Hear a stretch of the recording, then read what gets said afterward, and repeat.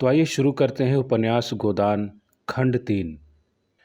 होरी अपने गांव के समीप पहुंचा तो देखा अभी तक गोबर खेत में उख गोड़ रहा है और दोनों लड़कियां भी उसके साथ काम कर रही हैं। लू चल रही थी, बगुले उठ रहे थे, भूतल धधक रहा था जैसे प्रकृति ने वायु में आग घोल दिया हो। यह सब अभी तक खेत में क्यों है? क्या काम के पीछे सब जान देने पर तुले हुए हैं? वह खेत की ओर चला और दूर से ही चिल्ला कर बोला, आता क्यों नहीं गोबर? क्या काम ही करता रहेगा? दोपहर ढल गया, कुछ सुस्ता ही नहीं की। उसे देखते ही तीनों ने कुदालें उठा लीं और उसके साथ हो लिए। गोबर सांवला, लंबा, एकहरा युवक था जिसे इस काम से रुचि न मालूम होती थी। प्रसन्नता की जगह मुख पर असंतोष और विद्रोह था। वह इसलिए काम में लगा हुआ था कि वह दिखाना चाहता था उसे खाने पीने की कोई फिक्र नहीं है। बड़ी लड़की सोना लज्जाशील कुमारी थी, सांवली, सुडौल, प्रसन्न और चपल। गाढ़ी की लाल साड़ी जिसे वह घुटनों से मोड़कर कमर में बांधे हुए थी, उसके हल्के शरीर पर कुछ लदी हुई सी थी और उसे प्रौढ़ता की गरिमा दे रही थी। छोटी रूपा 5-6 साल की छोकरी थी, मैली, सिर पर बालों का एक घोंसला सा बना हुआ, एक लंगोटी कमर में बांधे, बहुत ही ढीठ और रोनी। रूपा ने होरी की टांगों में लिपट कर कहा, काका देखो, मैंने एक ढेला भी नहीं छोड़ा। बहन कहती है जा पेड़ तले बैठ। ढेले न तोड़े जाएंगे काका, तो मिट्टी कैसे बराबर होगी? होरी ने उसे गोद में उठाकर प्यार करते हुए कहा, तूने बहुत अच्छा किया बेटी, चल घर चलें। कुछ देर अपने विद्रोह को दबाए रहने के बाद गोबर बोला, यह तुम रोज रोज मालिकों की खुशामद करने क्यों जाते हो? बाकी न चुके तो प्यादा आकर गालियां सुनाता है, बेगार देनी ही पड़ती है। नजर नजराना सब तो हमसे भराया जाता है, फिर किसी की क्यों सलामी करो? इस समय यही भाव होरी के मन में भी आ रहे थे, लेकिन लड़के के इस विद्रोह भाव को दबाना जरूरी था। बोला, सलामी न करने जाएं तो रहें कहाँ? भगवान ने जब गुलाम बना दिया है तो अपना क्या बस है? यह इसी सलामी की बरकत है कि द्वार पर मड़ैया डाल ली और किसी ने कुछ नहीं कहा। घूरे ने द्वार पर खूंटा गाड़ा था जिस पर कारिंदों ने 2 रुपए डांड ले लिए थे। तलैया से कितनी मिट्टी हमने खोदी, कारिंदा ने कुछ नहीं कहा। दूसरा खोदे तो नजर देनी पड़े। अपने मतलब के लिए सलामी करने जाता हूँ, पाँव में सनीचर नहीं है और न सलामी करने में कोई बड़ा सुख मिलता है। घंटों खड़े रहो तब जाके मालिक को खबर होती है। कभी बाहर निकलते हैं, कभी कहला देते हैं कि फुर्सत नहीं है। गोबर ने कटाक्ष किया, बड़े आदमियों की हाँ में हाँ मिलाने में कुछ न कुछ आनंद तो मिलता ही है। नहीं लोग मेमोरी के लिए क्यों खड़े हों? जब सिर पर पड़ेगी तब मालूम होगा बेटा, अभी जो चाहे कह लो।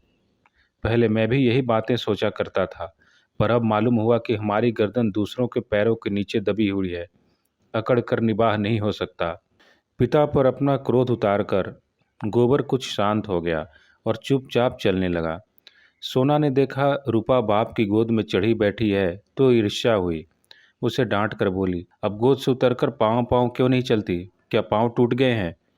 रूपा ने बाप की गर्दन में हाथ डालकर ढिठाई से कहा, न उतरेंगे, जाओ। काका बहन हमको रोज चिढ़ाती है कि तू रूपा है, मैं सोना हूँ, मेरा नाम कुछ और रख दो। होरी ने सोना को बनावटी रोष से देखकर कहा, तू इसे क्यों चिढ़ाती है सोनिया? सोना तो देखने को है, निबाह तो रूपा से होता है। रूपा न हो तो रुपए कहाँ से बने बता? सोना ने अपने पक्ष का समर्थन किया। सोना न हो मोहन कैसे बने? नथुनिया कहाँ से आए? कंठा कैसे बने? गोबर भी इस विनोद में विवाद में शरीक हो गया। रूपा से बोला, तू कह दे कि सोना तो सूखी पत्ती की तरह पीला है, रूपा तो उजला है जैसे सूरज। सोना बोली, शादी ब्याह में पीली साड़ी पहनी जाती है, उजली साड़ी कोई नहीं पहनता। रूपा इस दलील से परास्त हो गई। गोबर और होरी की कोई दलील इसके सामने न ठहर सकी। उसने क्षुब्ध आंखों से होरी को देखा। होरी को एक नई युक्ति सूझ गई। बोला, सोना बड़े आदमियों के लिए है, हम गरीबों के लिए तो रूपा ही है। जैसे जौ को राजा कहते हैं, गेहूं को चमार, इसलिए न कि गेहूं बड़े आदमी खाते हैं, जौ हम लोग खाते हैं। सोना के पास इस सबल युक्ति का कोई जवाब न था। परास्त होकर बोली, तुम सब जने एक हो गए हो, नहीं रुपया को रुलाकर छोड़ती। रूपा ने उंगली मटका कर कहा, ए राम सोना चमार, ए राम सोना चमार। इस विजय का उसे इतना आनंद हुआ कि बाप की गोद में रह न सकी। जमीन पर कूद पड़ी और उछल उछल कर यही रट लगाने लगी, रूपा राजा सोना चमार, रूपा राजा सोना चमार। ये लोग घर पहुंचे तो धनिया द्वार पर खड़ी इनकी बाट जोह रही थी। रुष्ट होकर बोली, आज इतनी देर क्यों की गोबर? काम के पीछे कोई परान थोड़े ही दे देता है। फिर पति से गर्म होकर कहा, तुम भी वहां से कमाई करके लौटे तो खेत में पहुंच गए, खेत कहीं भागा जाता था क्या?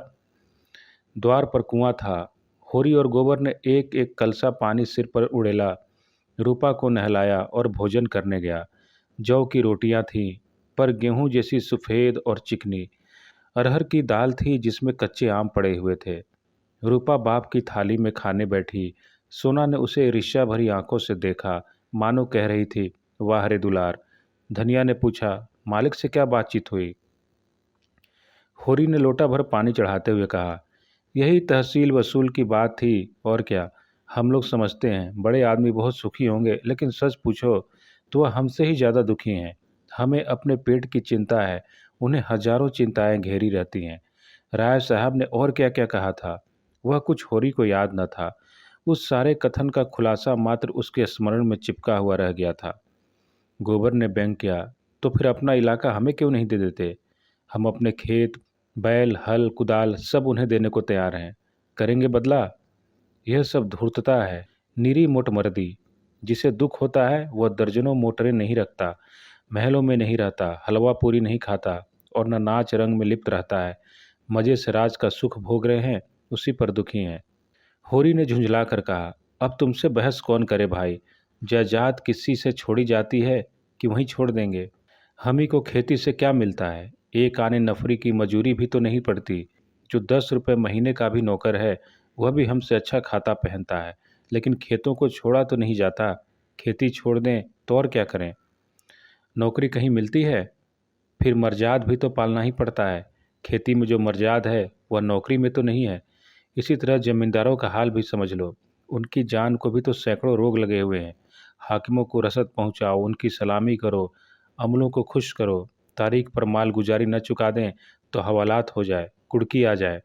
हमें तो कोई हवालात नहीं ले जाता, दो चार गालियां घुड़कियां ही तो मिलकर रह जाती हैं।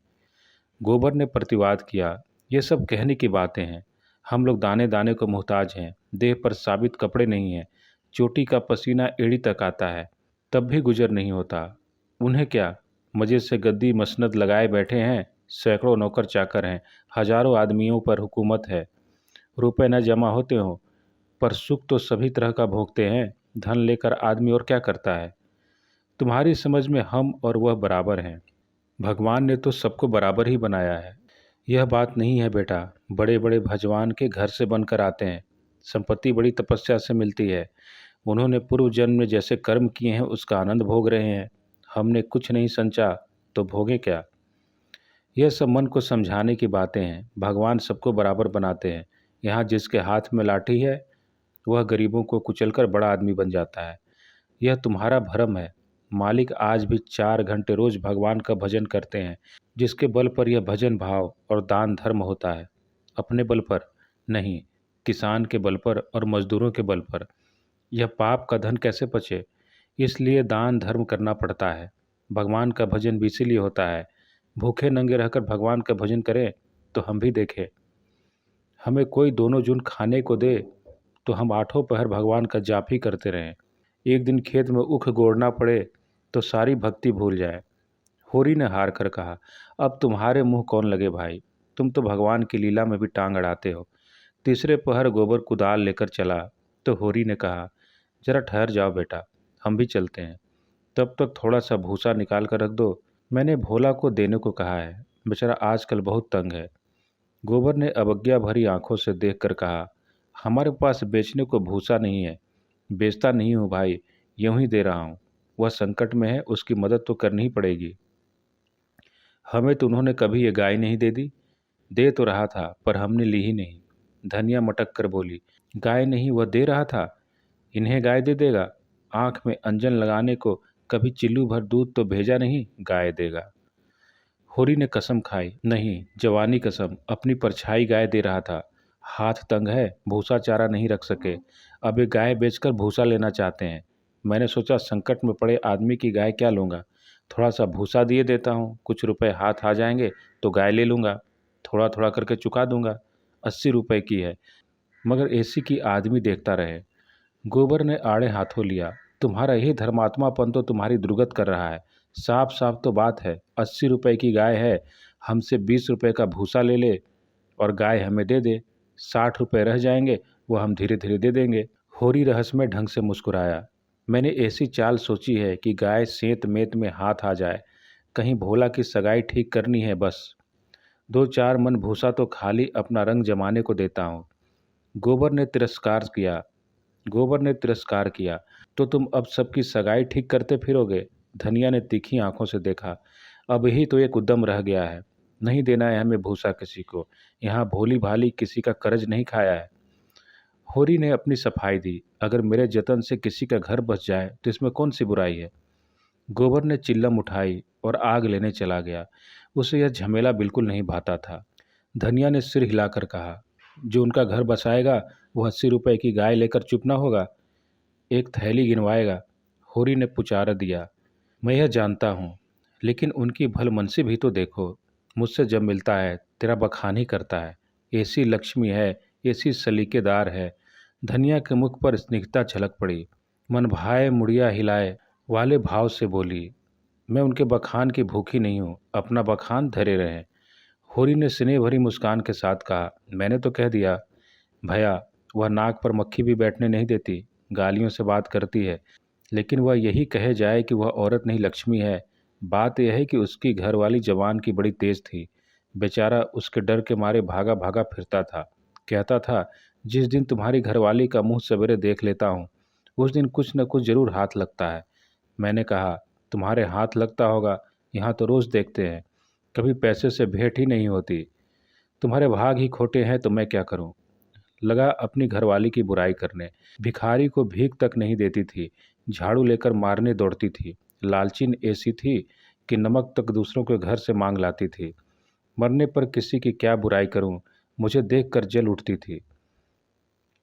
भोला बड़ा गमखोर था कि उसके साथ निबाह कर दिया। दूसरा होता तो जहर खा के मर जाता। मुझसे 10 साल बड़े होंगे भोला, पर राम राम पहले ही करते हैं। तो क्या कहते थे कि जिस दिन तुम्हारी घरवाली का मुंह देख लेता हूँ तो क्या होता है? उस दिन भगवान कहीं न कहीं से कुछ भेज देते हैं। बहुएं भी तो वैसा ही चटोरी नाई हैं। अब की सबों ने 2 रुपए के खरबूजे उधार खा डाले। उधार मिल जाए फिर उन्हें चिंता नहीं होती कि देना पड़ेगा या नहीं। और भोला रोते काहे को हैं? गोबर आकर बोला, भोला दादा आ पहुँचे। मन 2 मन भूसा हैरू, वह उन्हें दे दो, फिर उनकी सगाई ढूंढने निकलो। धनिया ने समझाया, आदमी द्वार पर बैठा है, उसके लिए खाट वाट तो डाल नहीं दी, ऊपर से लगे भुनभुनाने। कुछ तो भलमनसी सीखो। कलसा ले आओ, पानी भर कर रख दो, हाथ मुंह धोएं, कुछ रस पानी पिला दो। मुसीबत में ही आदमी दूसरों के सामने हाथ फैलाता है। होरी बोला, रस वस का काम नहीं है। कौन कोई पाहुने हैं? धनिया बिगड़ी। पाहुने और कैसे होते हैं? रोज रोज तो तुम्हारे द्वार पर नहीं आते। इतनी दूर से धूप धाम में आए हैं, प्यास लगी ही होगी। रुपया देख, डब्बे में तमाकू है कि नहीं? गोबर के मारे काहे को बची होगी, दौड़कर 1 पैसे का तमाकू सहुआइन की दुकान से ले ले। भोला की आज जितनी खातिर हुई और कभी न हुई होगी। गोबर ने खाट डाल दी, सोना रस घोल लाई, रूपा तमाकू भर लाई। धनिया द्वार पर किवाड़ की आड़ में खड़ी अपने कानों से अपना बखान सुनने के लिए अधीर हो रही थी। भोला ने चिल्लम हाथ में लेकर कहा, अच्छी घरनी घर में आ जाए तो समझ लो लक्ष्मी आ गई। वही जानती है छोटे बड़े का आदर सत्कार कैसे करना चाहिए। धनिया के हृदय में उल्लास का कंपन हो रहा था। चिंता और निराशा और अभाव से आहत आत्मा इन शब्दों में एक कोमल शीतल स्पर्श का अनुभव कर रही थी। होरी जब भोला का खांचा उठाकर भूसा लाने अंदर चला तो धनिया भी पीछे पीछे चली। होरी ने कहा, जाने कहाँ से इतना बड़ा खांचा मिल गया, किसी भड़भूजे से मांग लिया होगा। मन भर से कम में न भरेगा, 2 खांचे भी दिए तो 2 मन निकल जाएंगे। धनिया फूली हुई थी, मलामत की आंखों से देखते हुए बोली, या तो किसी को न्योता न दो और दो तो भर पेट खिलाओ। तुम्हारे पास फूल पत्र लेने थोड़े ही आए हैं कि चंगेरी लेकर चलते। देते ही हो तो 3 खांचे दे दो। भला आदमी लड़कों को क्यों नहीं लाया? अकेले कहाँ तक ढोएगा, जान निकल जाएगी। 3 खांचे तो मेरे दिए न दिए जाएंगे, तब क्या एक खांचा देकर टालोगे? गोबर से कह दो अपना खांचा भर के उनके साथ चला जाए। गोबर उख गोड़ने जा रहा है, एक दिन न गोड़ने से उख सूख जाएगी। यह तो उनका काम था कि किसी को अपने साथ ले लेते। भगवान के दिए 2-2 बेटे हैं, न होंगे घर पर, दूध लेकर बाजार गए होंगे। यह तो अच्छी दिल लगी है कि अपना माल भी दो और उसे घर तक पहुंचा भी दो। लाद दे लदा दे, लादने वाला साथ कर दे। अच्छा भाई कोई मत जा, मैं पहुंचा दूंगी, बड़ों की सेवा करने में लाज नहीं। और 3 खांचे उन्हें दे दूं तो अपने बैल क्या खाएंगे? यह सब तो न्योता देने से पहले ही सोच लेना था। न हो तुम और गोबर दोनों जने चले जाओ। मुरवत मुरवत की तरह की जाती है, अपना घर उठाकर नहीं दे दिया जाता। अभी जमींदार का प्यादा आ जाए तो अपने सिर पर भूसा लाद कर पहुंचाओगे तुम, तुम्हारा लड़का लड़की सब, और वहाँ 7 मन 2 मन की लकड़ी भी फाड़नी पड़े। जमींदार की बात और है। हाँ वह डंडे के जोर से काम लेता है ना, उसके खेत नहीं जोतते। खेत जोतते हैं तो लगान नहीं देते। अच्छा भाई जान न खा, हम दोनों चले जाएंगे। कहाँ से कहाँ मैंने इन्हें भूसा देने को कह दिया। या तो चलेगी नहीं, या चलेगी तो दौड़ने लगेगी। तीनों खांचे भूसे से भर दिए। गोबर कुढ़ रहा था, उसे अपने बाप के व्यवहार में जरा भी विश्वास न था। वह समझता था यह जहाँ जाते हैं वहीं कुछ न कुछ घर से खो आते हैं। धनिया प्रसन्न थी, रहा होरी, वह धर्म और स्वार्थ के बीच में डूब उतर रहा था। होरी और गोबर मिलकर एक खांचा बाहर लाए। भोला ने तुरंत अपने अंगोछे का बीड़ा बनाकर सिर पर रखते हुए कहा, मैं इसे रखकर अभी भागा आता हूँ, एक खांचा और लूँगा। होरी बोला, एक नहीं, अभी 2 और भरे धरे हैं, और तुम्हें आना ही पड़ेगा। मैं और गोबर एक एक खांचा लेकर तुम्हारे साथ चलते हैं। भोला स्तंभित हो गया। होरी उससे अपना भाई बल्कि उससे भी निकट जान पड़ा। उसे अपने भीतर एक ऐसी तृप्ति का अनुभव हुआ जिसने मानो उसके संपूर्ण जीवन को हरा कर दिया। तीनों भूसा लेकर चले तो राह में बातें होने लगी। भोला ने पूछा, दशहरा आ रहा है, मालिकों के द्वार पर तो बड़ी धूमधाम होगी। हाँ तंबू समियाना गड़ गया है, अब की लीला में मैं भी काम करूँगा। राय साहब ने कहा है तुम्हें राजा जनक का माली बनना पड़ेगा। मालिक तुमसे बहुत खुश हैं, उनकी दया है। एक क्षण के बाद भोला ने फिर पूछा, शगुन करने के रुपए का कुछ जुगाड़ कर लिया है? माली बन जाने से तो गला न छूटेगा। होरी ने मुंह का पसीना पोंछ कर कहा, उसी की चिंता तो मारे डालती है दादा। अनाज तो सब का सब खलिहान में ही तुल गया। जमींदार ने अपना लिया, महाजन ने अपना लिया, मेरे लिए 5 सेर अनाज बच रहा। यह भूसा तो मैंने रातों रात ढोकर छिपा दिया था, नहीं तिनका भी न बचता। जमींदार तो एक ही हैं, मगर महाजन 3-3 हैं। सहुआइन अलग, मंगरू अलग, दाता दीन पंडित अलग। किसी का ब्याज भी पूरा न चुका। जमींदार के भी आधे रुपए बाकी पड़ गए। सहुआइन से फिर रुपए उधार लिए तो काम चला। सब तरह किफ़ायत करके देख लिया भैया, कुछ नहीं होता। हमारा जन्म इसीलिए हुआ है कि अपना रक्त बहाएं और बड़ों का घर भरें।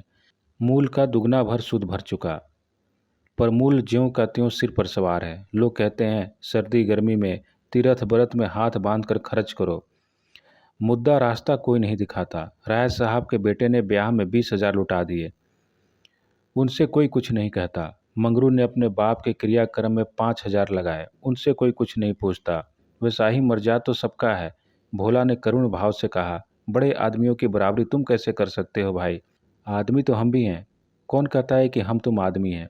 हम में आदमियत कहाँ? आदमी वह हैं जिनके पास धन है, अख्तियार है, इलम है। हम लोग तो बैल हैं और जुतने के लिए पैदा हुए हैं। ऊपर से एक दूसरे को देख नहीं सकता। एका का काम नहीं। एक किसान दूसरे के खेत पर न चढ़े तो कोई जाफा कैसे करे?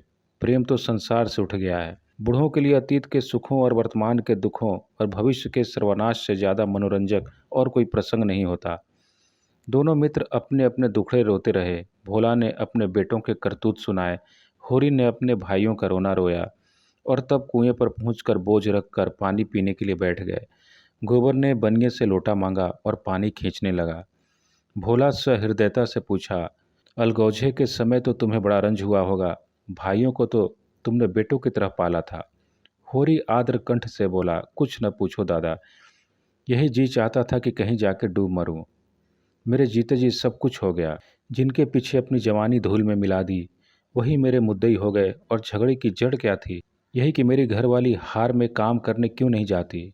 पूछो, देखो देखने वाला भी कोई चाहिए कि नहीं। पूछो घर देखने वाला भी कोई चाहिए कि नहीं। लेना देना धरना उठना संभालना सहेजना यह कौन करे। फिर वह घर बैठी तो नहीं रहती थी। झाड़ू बुहारू रसोई चौका बर्तन लड़कों की देखभाल यह कोई थोड़ा काम है। शोभा की औरत घर संभाल लेती कि हीरा की औरत में यह सलीका था। जब से अलगोजा हुआ है दोनों घरों में एक जून की रोटी पकती है। नहीं सबको दिन में 4 बार भूख लगती थी। अब खाएं 4 दफ़े तो देखूं। इस मालिकपन में गोबर की माँ की जो दुर्गति हुई है वो मैं ही जानता हूँ। बेचारी अपनी देवरानिया के फटे पुराने कपड़े पहनकर दिन काटती थी। खुद भूखी सो रही होगी लेकिन बहुओं के लिए जलपान तक का ध्यान रखती थी। अपनी देह पर गहने के नाम पर कच्चा धागा भी न था। देवरानी के लिए 2-4 गहने बनवा दिए। सोने के न सही चांदी के तो हैं। जलन यही थी कि यह मालिक क्यों है। बहुत अच्छा हुआ कि अलग हो गए। मेरे सिर से बला टली। भोला ने एक लोटा पानी चढ़ाकर कहा, यही हाल घर घर का है भैया। भाइयों की बात ही क्या, यहाँ तो लड़कों से भी नहीं पड़ती। और पड़ती इसलिए नहीं कि मैं किसी की कुचाल देखकर मुंह नहीं बंद रख सकता। तुम जुआ खेलोगे चरस पियोगे गांजे के दम लगाओगे मगर आए किसके घर से। खर्चा करना चाहते हो तो कमाओ मगर कमाई तो किसी से ना होगी।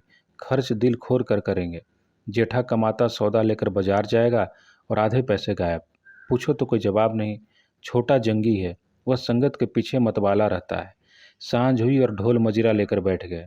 संगत को मैं बुरा नहीं कहता। गाना बजाना एब नहीं लेकिन ये सब काम फुर्सत के हैं। यह नहीं कि घर का कोई काम न करो आठों पहर उसी धुन में पड़े रहो। जाती है मेरे सिर। सानी पानी मैं करूं गाय भैंस मैं दूहूं दूध लेकर बाजार मैं जाऊं। यह गृहस्थी जी का जंजाल है। सोने की हंसिया जिसे न उगलते बनता है न निगलते। लड़की है झुनिया वह भी नसीब की खोटी। तुम तो उसकी सगाई में आए थे। कितना अच्छा घर बर था। उसका आदमी बम्बई में दूध की दुकान करता था।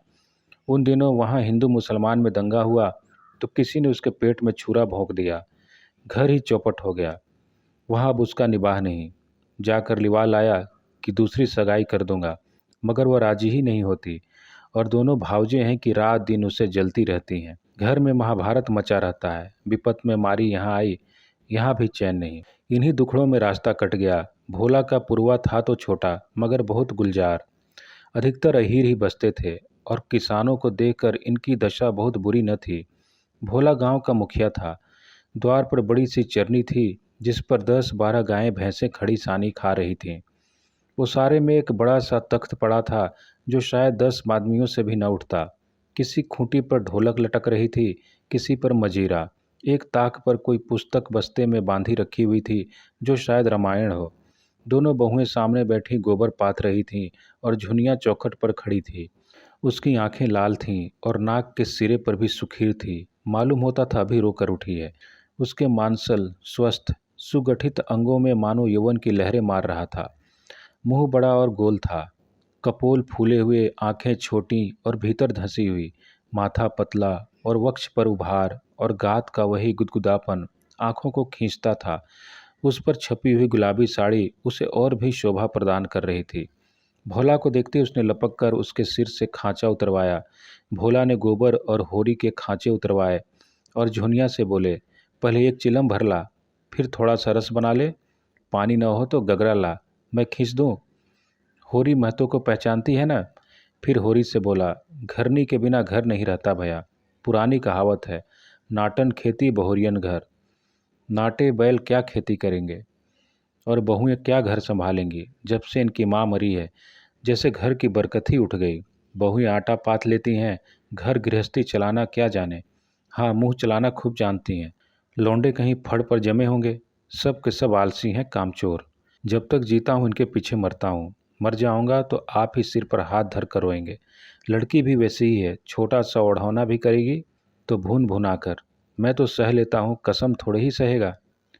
झुनिया एक हाथ में भरी हुई चिल्लम दूसरे में लोटे का रस लिए बड़ी फुर्ती से आ पहुंची। फिर रस्सी और कलसा लेकर पानी भरने चली।